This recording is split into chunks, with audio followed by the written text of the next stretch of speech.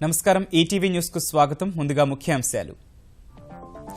కొత్త జిల్లాల్లో అవసరాలకు అనుగుణంగానే ఉద్యోగుల కేటాయింపు, పని భారాన్ని అనుసరించి ఉండాలని స్పష్టం చేసిన కేసీఆర్.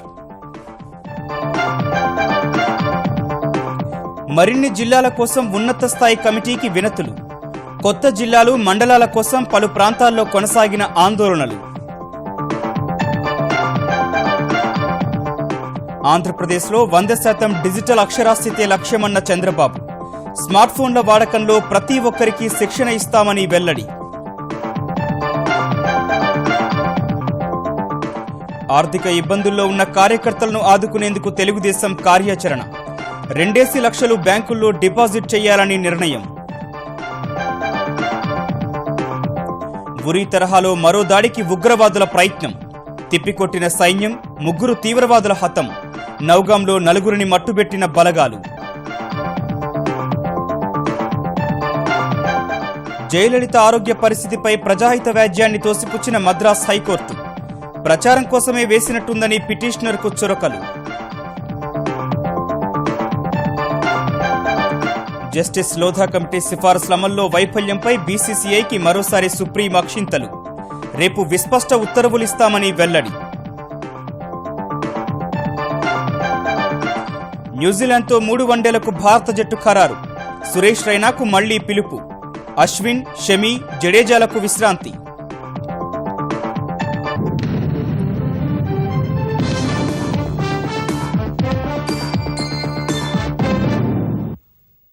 తెలంగాణలో దసరా నుంచి కొత్త జిల్లాలు మనుగడలోకి రానుండగా ఆయా జిల్లాల అవసరాలు, పరిస్థితులకు అనుగుణంగా ప్రభుత్వ శాఖల పునర్వ్యవస్థీకరణ జరగాలని ముఖ్యమంత్రి కేసీఆర్ స్పష్టం చేశారు. కొత్త జిల్లాల్లో పరిపాలనా విభాగాల కూర్పుపై సమీక్ష నిర్వహించిన కేసీఆర్ వివిధ విభాగాల్లోని అధికారులు ఒకే తరహా పనిచేయడం వల్ల తలెత్తే గందరగోళాన్ని నివారించేందుకు చర్యలు చేపట్టాలని సూచించారు. ఆయా జిల్లాల్లోని పనిభారాన్ని అనుసరించి శాఖల స్వరూపం, ఉద్యోగుల సంఖ్య ఉండాలన్న కేసీఆర్ రెవెన్యూ శాఖలో అవినీతి నిర్మూలనే లక్ష్యంగా సిటిజన్ చార్టర్ అమలు చేసి పారదర్శక పాలన అందించాలని స్పష్టం చేశారు. దసరా నుంచి తెలంగాణలో కొత్త జిల్లాలు ప్రారంభం కానుండగా ఆయా జిల్లాల్లో పరిపాలనా విభాగాల కూర్పుపై ముఖ్యమంత్రి కేసీఆర్ మంత్రులు, అన్ని శాఖల అధికారులతో సమీక్షించారు. ప్రజలకు మెరుగైన సేవలు అందించాలనే కొత్త జిల్లాలు ఏర్పాటు చేస్తున్నట్టు చెప్పిన ఆయన ఆ లక్ష్యానికి అనుగుణంగానే పరిపాలనా విభాగాలు పనిచేయాలని స్పష్టం చేశారు. పూర్తిస్థాయి పర్యవేక్షణ, పారదర్శకమైన పాలన, ప్రభుత్వ కార్యక్రమాలు సత్వర అమలు చేసేందుకు వీలుగా ప్రభుత్వ విభాగాల పునర్వ్యవస్థీకరణ జరగాలన్న కేసీఆర్ అన్ని జిల్లాల్లో ఒకే తరహాలో పరిపాలనా విభాగాలు, ఉద్యోగుల సంఖ్య ఉండాలన్న నిబంధన లేదన్నారు. అవసరమైన మేరకు సర్దుబాట్లు, కుదింపు చేపట్టాలని సూచించారు. హైదరాబాద్ చుట్టుపక్కల పరిశ్రమల శాఖకు పని ఎక్కువగా ఉన్నందున ఆ మేరకు శాఖను విస్తరించాలని, గ్రామీణ జిల్లాల్లో పంచాయతీరాజ్, గ్రామీణాభివృద్ధి శాఖ బలోపేతం కావాలన్నారు. వివిధ శాఖల్లోని అధికారులు ఒకే విభాగం కలిగిన బాధ్యతలు నిర్వర్తిస్తుండటం వల్ల తలెత్తే గందరగోళం, సమన్వయ లోపానికి తావు లేకుండా ప్రభుత్వ శాఖల సరళీకరణ జరగాలని కేసీఆర్ సూచించారు. విద్యా సంబంధిత అంశాలన్నీ జిల్లా విద్యాశాఖాధికారి పరిధిలోకి, వైద్య సంబంధిత అంశాలన్నింటినీ జిల్లా వైద్యాధికారి పరిధిలోకి తీసుకురావాలన్నారు. కొన్ని ప్రత్యేక కార్యక్రమాల అమలు కోసం నియమించే ఉద్యోగులు పని లేకున్నా అక్కడే కొనసాగుతున్నారని, అలాంటి వారిని పనిభారం ఎక్కువ ఉన్న చోట వాడుకోవాలని సూచించారు. సర్వే, ప్రణాళిక, పురపాలిక శాఖలను బలోపేతం చేయాలన్న సీఎం చీఫ్ ప్లానింగ్ ఆఫీసర్ ప్రాధాన్యం విస్తరించాలని సూచించారు. మండల స్థాయిలో ప్రణాళికలు మరింత బాగా తయారు కావాలని, స్థానిక వనరులను గుర్తించి ఉపయోగంలోకి తేవాలని తెలిపారు. ప్రభుత్వ శాఖల్లో ప్రధానంగా రెవెన్యూ శాఖలో అవినీతిని ప్రస్తావించిన కేసీఆర్ ఆ శాఖ మారాల్సిన అవసరముందని అన్నారు. రెవెన్యూ శాఖలో సిటిజన్ చార్టర్ అమలు చేసి ప్రజలకు పారదర్శకంగా సేవలందించాలని స్పష్టం చేశారు. ఒక్కో అధికారిని ఒక్కో పేరుతో పిలవడం సమంజసం కాదని, క్యాడర్తో సంబంధం లేకుండా జిల్లా స్థాయి అధికారిని జిల్లా అధికారిగా హోదా కల్పించాలని తెలిపారు. దేశంలోని వివిధ రాష్ట్రాల్లో ఉన్న పరిపాలనా విభాగాలను అధ్యయనం చేయాలని సూచించిన కేసీఆర్ ఎక్కువ జిల్లాలున్న రాష్ట్రాల్లో అధ్యయనం చేసే బాధ్యతను సీనియర్ ఐఏఎస్లకు అప్పగించారు. ఉత్తరప్రదేశ్లో ఎస్కే జోషి, మధ్యప్రదేశ్లో సోమేష్ కుమార్, ఛత్తీస్గఢ్లో బీఆర్ మీనా, హర్యానాలో నవీన్ మిత్తల్, ఒడిశాలో బీపీ ఆచార్య, తమిళనాడులో అజయ్ మిశ్రా, బీహార్లో ఎస్పీ సింగ్ అధ్యయనం చేయాలని ముఖ్యమంత్రి ఆదేశించారు. కొత్త జిల్లాలు ఏర్పాటు కానున్న వేళ ముఖ్యమంత్రి కేసీఆర్ గవర్నర్ను కలిశారు. రాజ్భవన్లో గవర్నర్ నరసింహన్ను కలిసిన కేసీఆర్ పునర్వ్యవస్థీకరణ ప్రక్రియ గురించి వివరించారు. జిల్లాలు, డివిజన్లు, మండలాల ఏర్పాటు ప్రక్రియ, ప్రజల అభిప్రాయాలు, ఇతర పరిస్థితులను గవర్నర్కు వివరించిన సీఎం దసరా నుంచి కొత్త జిల్లాలు ఏర్పడుతున్నందున పరిపాలనా విభాగంలో తీసుకువస్తోన్న మార్పులు, చేర్పులను వివరించినట్లు తెలిసింది. ఈ నెల 8న ఎల్బీ స్టేడియంలో జరిగే బతుకమ్మ మహాప్రదర్శనకు గవర్నర్ను ఆహ్వానించినట్లు సమాచారం. ముసాయిదాలో ప్రకటించిన జిల్లాలకు అదనంగా ప్రకటించిన 4 కొత్త జిల్లాలపై ఏర్పాటు చేసిన కేశవరావు నేతృత్వంలోని ఉన్నత స్థాయి కమిటీకి చివరి రోజున వినతులు వెల్లువెత్తాయి. ఖమ్మం జిల్లా సత్తుపల్లిని జిల్లా చేయాలని SC corporation chairman Pidamarthi Ravi విజ్ఞప్తి చేశారు. రంగారెడ్డి జిల్లా ఇబ్రహీంపట్నంను జిల్లాగా ప్రకటించాలని అఖిలపక్ష నేతలు కేకే కమిటీని కలిశారు. మహబూబ్ నగర్ జిల్లా మండలాల విభజనలో తలెత్తిన సమస్యలను ఎమ్మెల్యే శ్రీనివాస్ గౌడ్, తెరాస నేత మందా జగన్నాథం సంఘం దృష్టికి తెచ్చారు. ఉండవల్లి, ఆలంపూర్ మండలాలను గద్వాల జిల్లాలో కలపాలని కాంగ్రెస్ ఎమ్మెల్యే సంపత్ డిమాండ్ చేశారు.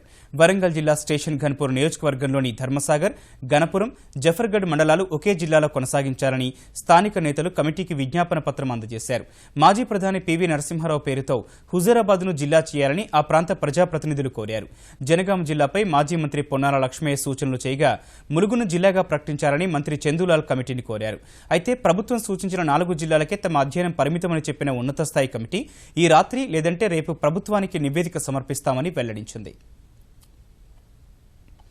నూతనంగా ఏర్పడే జిల్లాలు 21 ముఖ్యమంత్రి కేసీఆర్ ఆదేశాలిచ్చినా తెలంగాణలో నూతన జిల్లాలు, డివిజన్లు, మండలాలపై ఆందోళనలు, విజ్ఞప్తులు, దీక్షలు కొనసాగుతూనే ఉన్నాయి. సమ్మక్క సారలమ్మ పేరుతో ములుగు జిల్లా ఏర్పాటు చేయాలని అఖిలపక్ష నాయకులు భారీ ప్రదర్శన నిర్వహించారు. మహబూబ్ నగర్ జిల్లా నారాయణపేటను జిల్లా చేయాలని రెండో రోజు బంద్ కొనసాగింది. భద్రాచలాన్ని ప్రత్యేక జిల్లా చేయాలంటూ స్థానిక ఎమ్మెల్యే సున్నం రాజయ్య ఆమరణ దీక్ష చేపట్టారు. వాజేడు, వెంకటాపురం మండలాలను భూపాలపల్లిలో కలపొద్దని ఆయన డిమాండ్ చేశారు. నల్గొండ జిల్లా మిర్యాలగూడను జిల్లాగా ప్రకటించాలని అఖిలపక్షం చేపట్టిన బంద్ ప్రశాంతంగా ముగిసింది. కరీంనగర్ జిల్లా కమలాపూర్ను వరంగల్ జిల్లాలో కలపొద్దని స్థానిక నేతలు ఆందోళన నిర్వహించారు. పివి నరసింహారావు పేరుతో హుజూరాబాద్ జిల్లాను ప్రకటించాలని స్థానికులు డిమాండ్ చేశారు. ఖమ్మం జిల్లా ఏన్కూరు మండలాన్ని కొత్తగూడెం జిల్లాలో కలపాలంటూ స్థానికులు నిరసన తెలిపారు. నిజామాబాద్ జిల్లా బాల్కొండ మండలంలోని రెంజర్ల గ్రామాన్ని మండలంగా ప్రకటించాలని గ్రామస్తులు రాస్తారోకో చేశారు. నల్గొండ జిల్లా గుండాల మండలాన్ని జనగామలో కలపొద్దని స్థానిక జెడ్పీటీసీ సభ్యుడు ఆమరణ దీక్ష చేపట్టారు.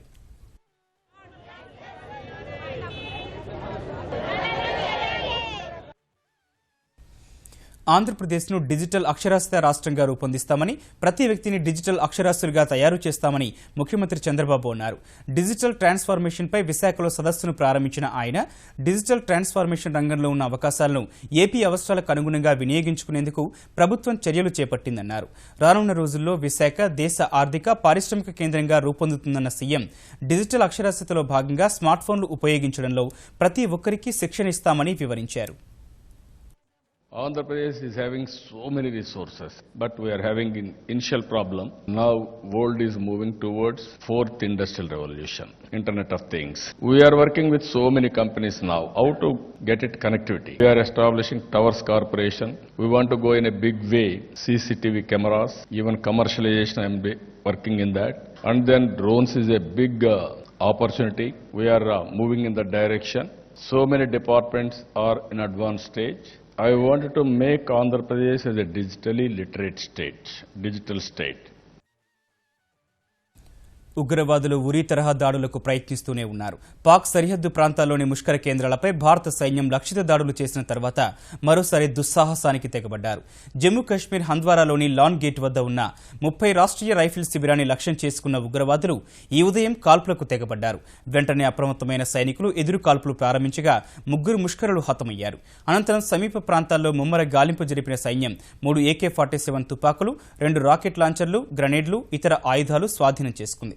ఆ తర్వాత కొన్ని గంటల్లోనే సాయంత్రం నౌగాం సెక్టార్లో చొరబాటుకు ప్రయత్నించిన 4 ఉగ్రవాదులను సైన్యం మట్టుబెట్టింది. Huge quantity of arms, ammunition, which includes 3 AK-47 rifles, 2 UBGL launchers, large quantity of small arm ammunition and grenades, GPS for navigation, radio sets for communication, maps, metric sheet and other food and communication stores.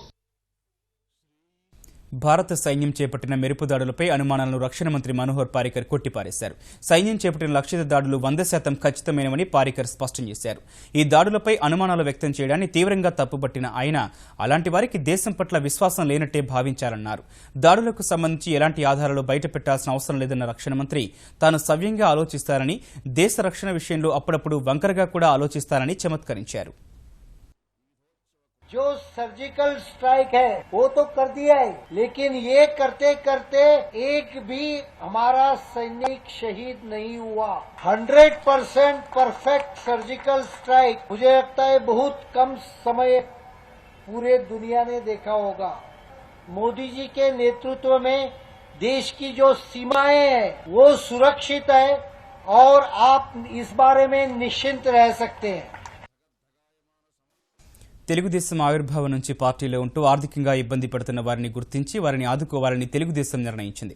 ఒక్కొక్కరికి 2 లక్షల రూపాయల మేర బ్యాంకులో deposit చేసి నెల నెలా వచ్చే వడ్డీ వారు వినియోగించుకునే విధంగా చర్యలు చేపట్టనున్నట్లు పార్టీ కార్యకర్తల సంక్షేమ నిధి కన్వీనర్ నారా లోకేష్ తెలిపారు. ఇదే సమయంలో పార్టీలో పనితీరు ఆధారంగానే ఎవరికైనా పదవులు దక్కుతాయని ఆయన స్పష్టం చేశారు. విజయవాడ కేఎల్ విశ్వవిద్యాలయంలో జరుగుతున్న తెదేపా నేతల శిక్షణ తరగతులకు హాజరైన ఆయన పార్టీ అధ్యక్షుడు ముఖ్యమంత్రి చంద్రబాబుతో గొడవ వల్లే శిక్షణ తరగతులకు హాజరు కాలేదని కొందరు దుష్ప్రచారం చేశారన్న లోకేష్ భుజం నొప్పి కారణంగా తిరుమల బ్రహ్మోత్సవాలతో పాటు శిక్షణ తరగతులకు రాలేదని చెప్పారు. ఇకపై పార్టీలో ఒకరికి ఒక పదవి మాత్రమే ఉంటుందన్న ఆయన చిన్న చిన్న కార్పొరేషన్లు సహా అధిక శాతం నామినేటెడ్ పోస్టులను తాము మాత్రమే భర్తీ చేశామని వెల్లడించారు. అనంతరం పార్టీ శిక్షణా తరగతుల ముగింపు కార్యక్రమంలో మాట్లాడిన చంద్రబాబు ప్రపంచమంతా ఆర్థిక సంస్కరణలకు ప్రాధాన్యమిస్తుంటే ఆంధ్రప్రదేశ్ ప్రభుత్వం సంక్షేమానికి కూడా పెద్దపీట వేస్తోందని, సంక్షేమ కార్యక్రమాలను ప్రజల్లోకి తీసుకెళ్లాలని పార్టీ నేతలకు దిశానిర్దేశం చేశారు. కేంద్రం ఇచ్చిన ప్రత్యేక ప్యాకేజీపై ప్రతిపక్షాలు చేస్తోన్న విమర్శలను తిప్పికొట్టాలన్నారు. సాంకేతికత సాయంతో ప్రతి ఎమ్మెల్యేకు నియోజకవర్గాల సమగ్ర సమాచారం అందుబాటులోకి వచ్చినందున ప్రజా సమస్యలపై సత్వరమే స్పందించాలని సూచించారు. శిక్షణా శిబిరం ద్వారా విజ్ఞానం విశ్వవిద్యాలయాల నుంచి క్షేత్రస్థాయికి చేరనుందని చంద్రబాబు చెప్పారు. నేను ఎప్పుడు చెప్తా ఉంటాను, ఏదైతే యూనివర్సిటీలో ఉండే నాలెడ్జ్ని క్షేత్రస్థాయికి తీసుకుపోవాలని. ఈరోజు అదే జరిగింది. ఇక్కడ యూనివర్సిటీలో నాలెడ్జ్ ఉంది, క్షేత్రస్థాయిలో పనిచేసే నాయకత్వం ఇక్కడుంది. 175 నియోజకవర్గాల్లో పనిచేసే నాయకులందరూ ఇక్కడికి వచ్చాం. మీ అందరినీ 70-60 మంది ప్రొఫెసర్లు, టెక్నాలజీ ఇవన్నీ కూడా మీకు ఎడ్యుకేట్ చేయడం, టెక్నాలజీ ఉపయోగించుకుంటే ఏ విధంగా మార్పులు తీసుకురావచ్చునో మనం ఇక్కడ డెమాన్స్ట్రేట్ చేశాం. సింగరేణి కార్మికులకు ముఖ్యమంత్రి కేసీఆర్ వరాలు కురిపించారు. సంస్థ లాభాల్లో కార్మికులకు 23% వాటా ఇవ్వాలని నిర్ణయించిన సీఎం లాభాల్లో కార్మికులకు 245.21 కోట్ల రూపాయలు పంపిణీ చేయాలన్నారు. దీపావళి బోనస్గా ప్రతి కార్మికునికి సగటున 54,000 రూపాయలు ఇవ్వాలని చెప్పారు. లాభాల్లో వాటా సగటున ఒక్కొక్కరికి 40,000 వరకు అందుతుందన్నారు. 2015-16లో 60.38 మిలియన్ టన్నుల బొగ్గు ఉత్పత్తిపై 1,313 కోట్ల రూపాయల స్థూల లాభం రాగా 1.66 కోట్లకు పైగా నికర లాభం నమోదు చేసినందుకు కార్మికులను కేసీఆర్ అభినందించారు. సింగరేణి ప్రాంతంలో 2 పడక గదుల ఇళ్ల నిర్మాణాలు చేపట్టాలన్న ముఖ్యమంత్రి అక్కడే ఎమ్మెల్యేల కార్యాలయాలకు స్థలం సమకూర్చాలని అధికారులను ఆదేశించారు. డిపెండెంట్ నియామకాలపై విస్పష్ట ఆదేశాలిచ్చారు. ఉద్యమం తెలంగాణ ఉద్యమం జరిగే సందర్భంలో కూడా సమైక్య రాష్ట్రంలో సమైక్య పాలకులు తీసేసినటువంటి డిపెండెంట్ ఎంప్లాయ్మెంట్ అటువంటి ఉద్యోగాలు కావాలని చెప్పి సింగరేణి కార్మికులు కోరుతున్నారు. అది న్యాయమైన డిమాండ్. 100% ఉద్యోగులందరికీ కూడా ఈ డిపెండెంట్ ఎంప్లాయ్మెంట్ సౌకర్యాన్ని ఈ దసరా నుంచి చేస్తారు. అది ఈ వీఆర్ఎస్ ఏదైతే ఉందో వాలంటరీ రిటైర్మెంట్ స్కీమ్ కింద చాలా వరకు డబ్బులు ఇచ్చి ప్రభుత్వం ఆ స్కీమ్ ఎగ్జిక్యూట్ చేసింది. కానీ కొద్దిమంది 150, 200, 300 మంది పిల్లలు ఆ స్కీమ్ లో వాళ్ళు భాగస్వాములు కాకుండా ట్రైనింగ్ అయి రెడీగా ఉన్నారు. ఎవరైతే 2 లక్షల రూపాయలు తీసుకోకుండా ఉన్నారో వారికి కూడా కన్సిడరేషన్ ఉద్యోగాలు ఇవ్వడం జరుగుతాయి. డిజిటల్ ప్రజాస్వామ్యాన్ని సాధించడం ద్వారా ప్రభుత్వానికి ప్రజలకు మధ్య ఉన్న అంతరాన్ని చెరిపేయొచ్చని తెలంగాణ ఐటీ మంత్రి కేటీఆర్ అన్నారు. ఢిల్లీలో జరిగిన ప్రపంచ ఆర్థిక సదస్సుకు హాజరైన ఆయన దేశంలో మౌలిక వస్తువుల రంగంలో పెట్టుబడుల అవకాశాలు సహా డిజిటల్ ఇండియా కార్యక్రమంపై వివరించారు. డిజిటల్ అక్షరాస్యత సాధించేందుకు తెలంగాణ ప్రభుత్వం కృషి చేస్తోందన్న కేటీఆర్ ఇప్పటి వరకు 2 లక్షల మందికి డిజిటల్ పరిజ్ఞానాన్ని అందించామని చెప్పారు. తెలంగాణలో ఎం గవర్నెన్స్, ఈ గవర్నెన్స్ ద్వారా అందిస్తోన్న సేవలను WEFలో కేటీఆర్ వివరించారు. We believe that should usher in digital democracy, where the governments are more connected to people, where government services are delivered more in a more time-bound and in a more efficient fashion, and definitely people also can communicate back and access information which they hitherto had no access to. So our vision, our goal that we have set for ourselves with respect to digitizing our own state, we believe will definitely set a new benchmark, will set a new standard in the country.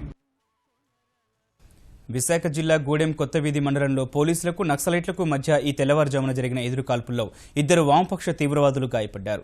వారిలో ఒకరు గాలికొండ దళ commander కాగా మరొకరు దళ సభ్యుడు. స్థానిక ప్రాథమిక ఆరోగ్య కేంద్రంలో వారికి చికిత్స అందించిన అనంతరం పోలీసులు విశాఖ కేజీహెచ్కు తరలించగా ఒకరి పరిస్థితి విషమంగా ఉన్నట్లు విశాఖ ఎస్పీ రాహుల్ దేవ్ శర్మ తెలిపారు. ఉదయం 5 గంటల సమయంలో పెద్దపాడు, కుంకుమపూడి గ్రామాల మధ్య పోలీసులు గాలింపు నిర్వహిస్తుండగా వారిపై నక్సలైట్లు కాల్పులు జరిపారని, అనంతరం ఎదురుకాల్పులు జరిపామని ఆయన వివరించారు.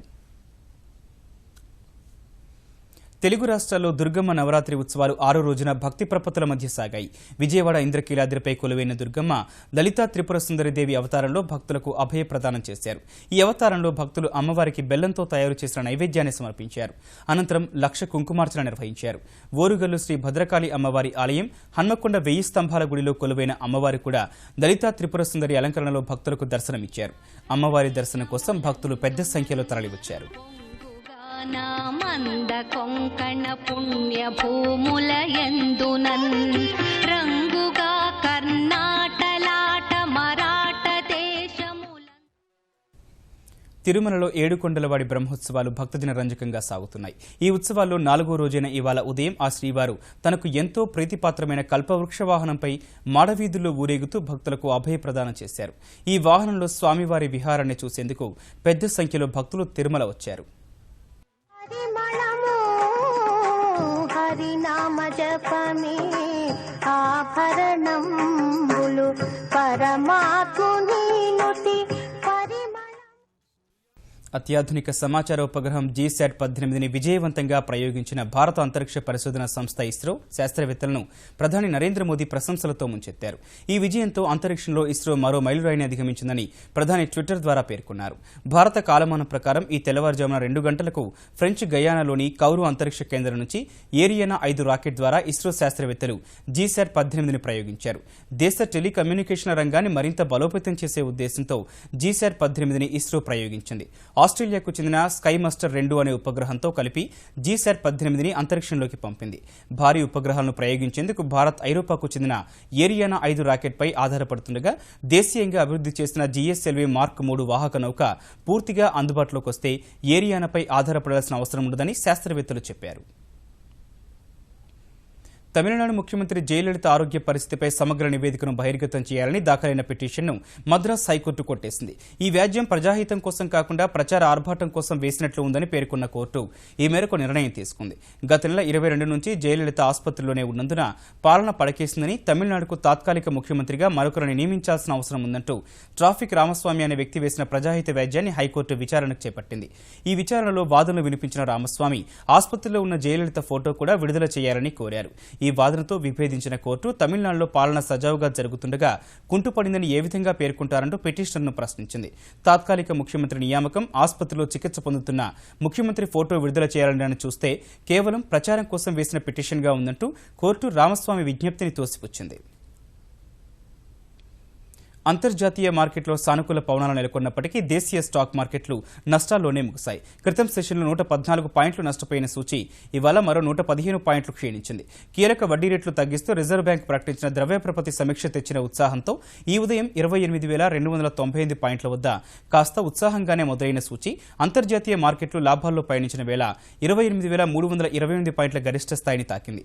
ఈ దశలో కొంతమంది మదుపరులు లాభాల స్వీకరణకు మొగ్గు చూపగా అమ్మకాల ఒత్తిడికి గురైన సూచీ 28,031 పాయింట్ల కనిష్ట స్థాయికి క్షీణించింది. చివరకు 28,106 పాయింట్ల వద్ద స్థిరపడింది. జాతీయ స్టాక్ ఎక్స్చేంజ్ సూచీ నిఫ్టీ 34 పాయింట్లు నష్టపోయి 8,709 పాయింట్ల వద్ద ముగిసింది.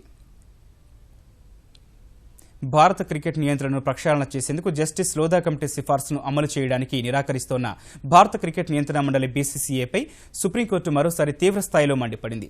జస్టిస్ లోధా కమిటీ సిఫార్సును అమలు చేయకుంటే కఠిన చర్యలు తప్పవని స్పష్టం చేసింది. ఈ మేరకు సంస్కరణలు అమలు చేస్తామని వెంటనే లిఖితపూర్వక హామీ ఇవ్వాలని తేల్చి చెప్పిన సుప్రీంకోర్టు ఈ విషయంలో విఫలమైతే శుక్రవారం తాము ఉత్తర్వులు జారీ చేయాల్సి ఉంటుందని హెచ్చరించింది. ఈ విషయంలో కాలయాపన పనికిరాదని తేల్చి చెప్పింది. జస్టిస్ లోధా కమిటీ సిఫార్సులు అమలు చేయని రాష్ట్ర స్థాయి క్రికెట్ సంఘాలకు నిధుల పంపిణీని వెంటనే నిలిపివేయాలని బీసీసీఐని ఆదేశించింది. బీసీసీఐ నుంచి నిధులు పొందడం రాష్ట్ర సంఘాల ప్రాథమిక హక్కు కాదని తెలిపింది. మరోవైపు సుప్రీంకోర్టు ఆదేశాల మేరకు జస్టిస్ లోధా కమిటీ సిఫార్సుల అమలుపై లిఖితపూర్వక హామీ సమర్పించడంలో బీసీసీఐ విఫలమైంది. రాష్ట్ర స్థాయి క్రికెట్ సంఘాలకు నిధులు పంపిణీ నిలిపివేస్తామని కూడా తెలపలేదు. ఈ పరిస్థితిలో రేపు సుప్రీంకోర్టు వెలువరించే తీర్పుపై తీవ్ర ఉత్కంఠ నెలకొంది. న్యూజిలాండ్తో జరగనున్న వన్డే సిరీస్లో తొలి 3 మ్యాచ్లకు భారత జట్టు ఖరారైంది. ఎంఎస్కే ప్రసాద్ నేతృత్వంలో ఢిల్లీలో సమావేశమైన సెలక్షన్ కమిటీ 15 మందితో కూడిన జట్టును ప్రకటించింది. వెస్టిండీస్తో జరిగిన వన్డే సిరీస్కు దూరం పెట్టిన మిడిల్ ఆర్డర్ బ్యాట్స్మెన్ సురేష్ రైనాకు మరో అవకాశం ఇచ్చిన కమిటీ కివీస్తో టెస్టు సిరీస్లో ఆడుతున్న మహమ్మద్ షమి, రవీంద్ర జడేజా, రవిచంద్రన్ అశ్విన్లకు విశ్రాంతినిచ్చింది. హర్యానా ఆఫ్ స్పిన్నర్ జయంత్ యాదవ్కు వన్డేలో మొదటిసారి అవకాశం ఇచ్చిన కమిటీ గాయాలతో న్యూజిలాండ్తో ఆడుతున్న టెస్టు జట్టు నుంచి శిఖర్ ధవన్, లోకేష్ రాహుల్ దూరం కాగా యువ బ్యాట్స్మెన్ మన్దీప్ సింగ్కు చోటు కల్పించింది. మహేంద్ర సింగ్ ధోని నేతృత్వంలోని జట్టులో రోహిత్ శర్మ, విరాట్ కోహ్లీ, అజింక్య రహానే, మనీష్ పాండే, సురేష్ రైనా, మందీప్ సింగ్, హార్దిక్ పాండ్యే, అక్షర్ పటేల్, జయంత్ యాదవ్, అమిత్ మిశ్రా, జస్ప్రీత్ బుమ్రా, ధవల్ కులకర్ణి, ఉమేష్ యాదవ్, కేదార్ జాదవ్ ఉన్నారు. కివీస్తో తొలి వన్డే ఈ నెల 16న ధర్మశాలలో జరగనుండగా 20న ఢిల్లీలో 2వ వన్డే, 23న చండీగఢ్లో 3వ వన్డే జరగనున్నాయి. ఈటీవీ న్యూస్ సమాప్తం. నమస్కారం.